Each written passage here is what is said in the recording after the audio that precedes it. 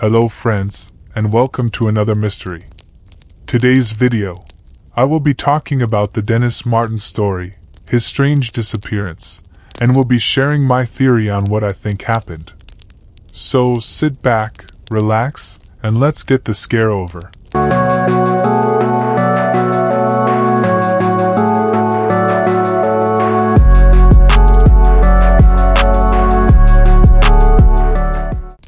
Let me take you back to June 14, 1969, a day meant for adventure, excitement, and bonding in the lush wilderness of the Great Smoky Mountains National Park.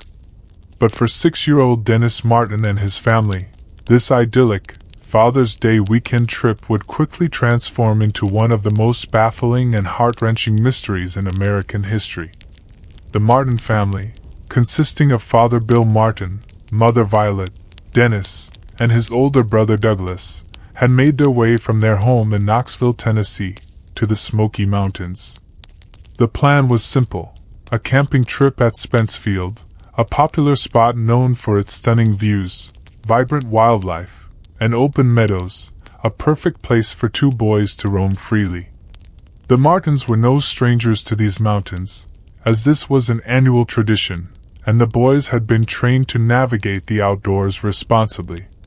The Martin boys were full of energy that day, and Dennis, a bright and adventurous child, wore a red shirt. His father had joked that it would help him stand out in the green surroundings. The group reached Spencefield by midday, where they first met, and were joined by another family, also named the Martin family, though not related, but who had also come for a weekend in the mountains.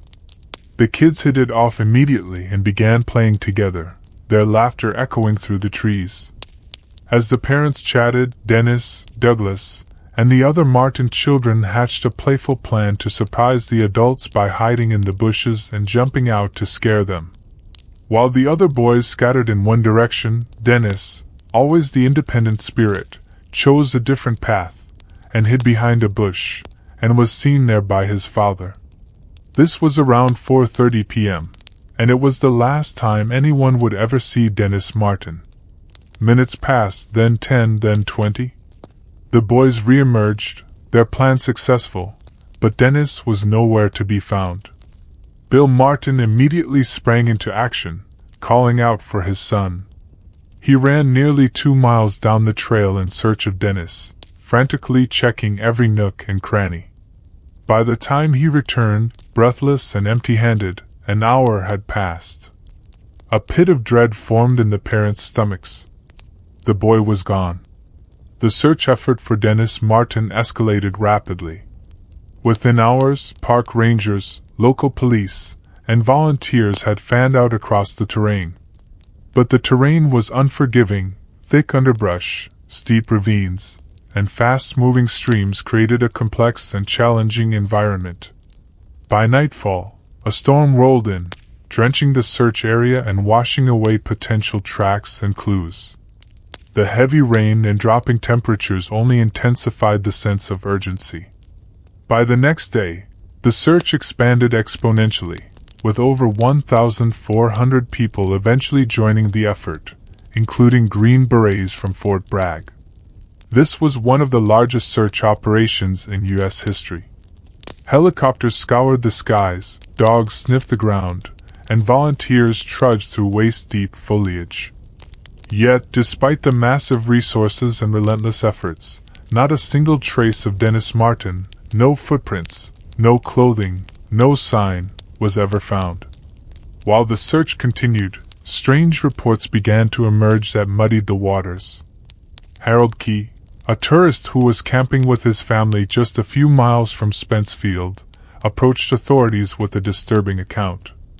Around the time Dennis disappeared, Key and his family heard an enormous, sickening scream echoing through the woods. Not long after, they spotted what appeared to be a disheveled man carrying something on his shoulder, something that looked like a small child. The figure quickly disappeared into the brush. The Key family's sighting was especially eerie because they had no idea a child had gone missing at the time.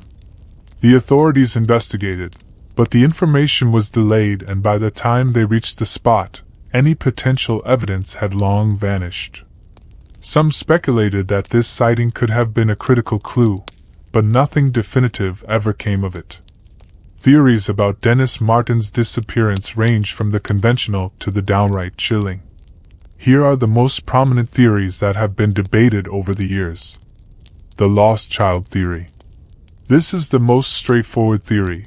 Dennis simply wandered off, got lost, and succumbed to the elements. But this theory struggles to explain why no trace of him was ever found, despite the extensive search effort. Some believe Dennis might have been attacked by a wild animal, such as a bear or a feral pig. The thick foliage and rugged terrain would make it easy for an animal to drag away a small child without leaving much evidence. However, even in this scenario, one would expect to find some remains, clothing, or blood, none of which were ever discovered. Was it an abduction? This theory is where things get even more unsettling. Could Dennis Martin have been kidnapped? The sighting reported by Harold Key lends credence to this possibility. Some speculate that Dennis was snatched by an opportunistic predator who managed to slip away undetected in the chaos. There were even whispers of backwoods hermits, or moonshiners living off the grid in the Smoky Mountains, people who might have had the means and motive to abduct a child. As with any great mystery, there are those who speculate on the more fantastical side of things. Some suggest Dennis was taken by something not entirely human, perhaps a Bigfoot-like creature or some other cryptid. This theory, while intriguing, lacks any concrete evidence and remains in the realm of speculation, or does it? Another darker theory suggests that something more nefarious occurred, possibly even involving those close to Dennis or those involved in the search. However, there is no solid evidence to support this, and it remains pure conjecture, but could it be true? Aftermath and legacy. The disappearance of Dennis Martin remains one of the most haunting unsolved mysteries in U.S. history. Despite the best efforts of everyone involved, the case went cold. Dennis's parents never gave up hope, continuing to search the area on their own for years, after the official search was called off. They would never find closure. This case also led to significant changes in search and rescue protocols. The National Park Service reviewed and revamped its procedures, implementing better coordination and communication for future operations. Dennis Martin's story serves as a stark reminder of the wilderness's unpredictable nature and the sometimes thin line between adventure and tragedy. Today, hikers at Spence Field might stop for a moment and look around, wondering what became of the bright-eyed boy in the red shirt. And as the wind rustles through the trees, one can't help but feel the weight of the mystery that has never been solved, a mystery that, like the forest itself, is dense, impenetrable, and forever shrouded in shadows. Alright, imagine this. It's 1969, Great Smoky Mountains.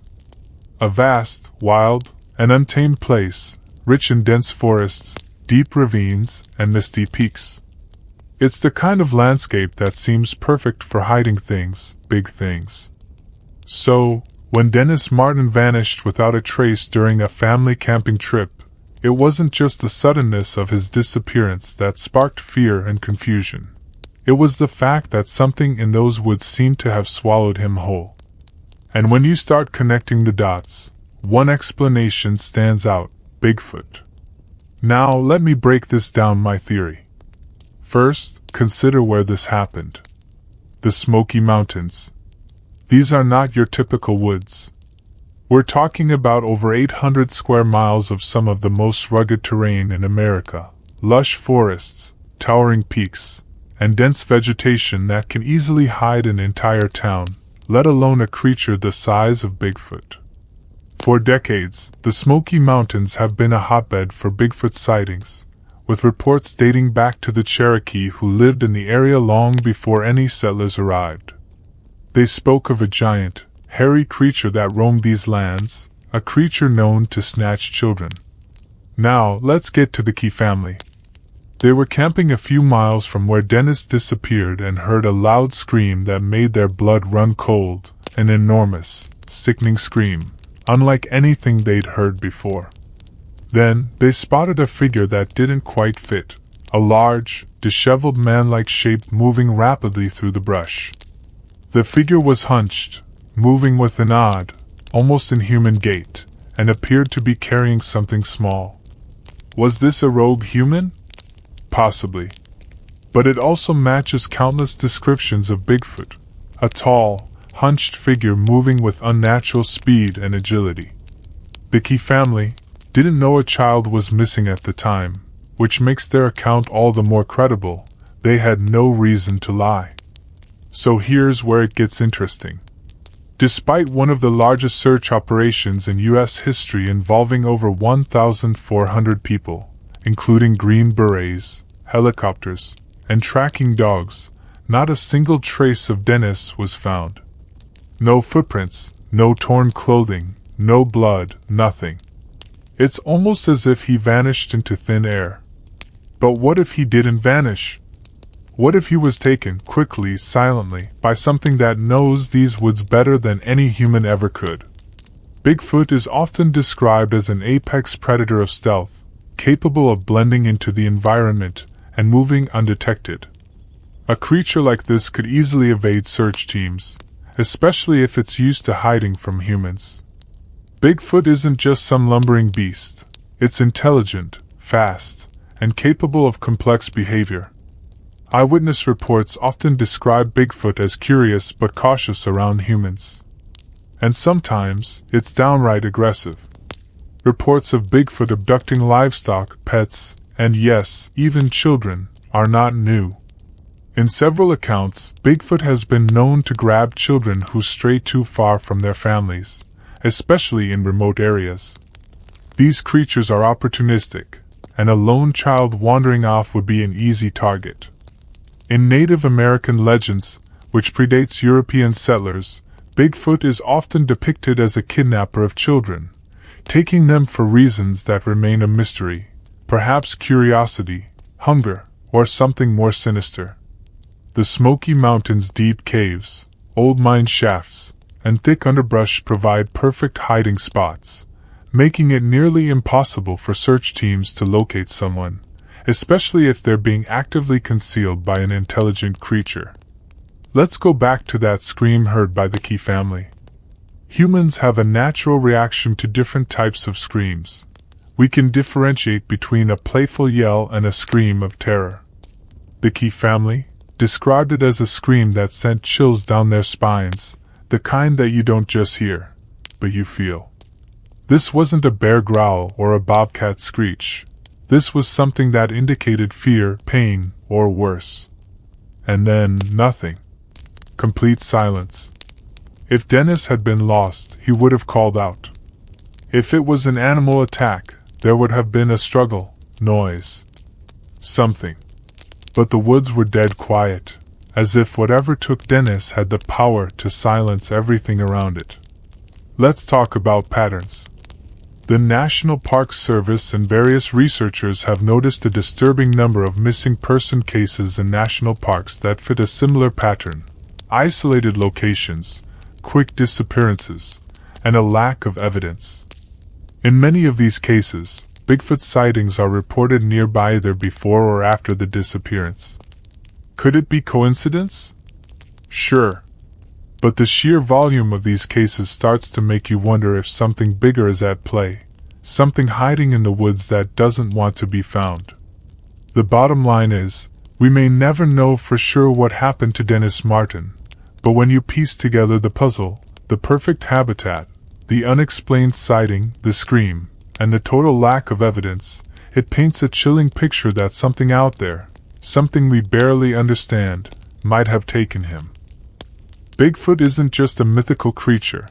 For many of us, it's a real and terrifying presence in America's wild places, one that watches us from the shadows, possibly waiting for the right moment to snatch one of us. In the Smoky Mountains, where the mist never really lifts, and the woods always feel a little too quiet, Dennis Martin's story, serves as a terrifying reality, that sometimes, the monsters we think are legends might be far closer than we ever dared to imagine. So, what are your opinions on what possibly happened to Dennis? I would like to hear your thoughts on his vanishing. Comment down below what your theories are. And until I upload another video for your entertainment, thank you for watching, and may God bless you and your families. Stay safe.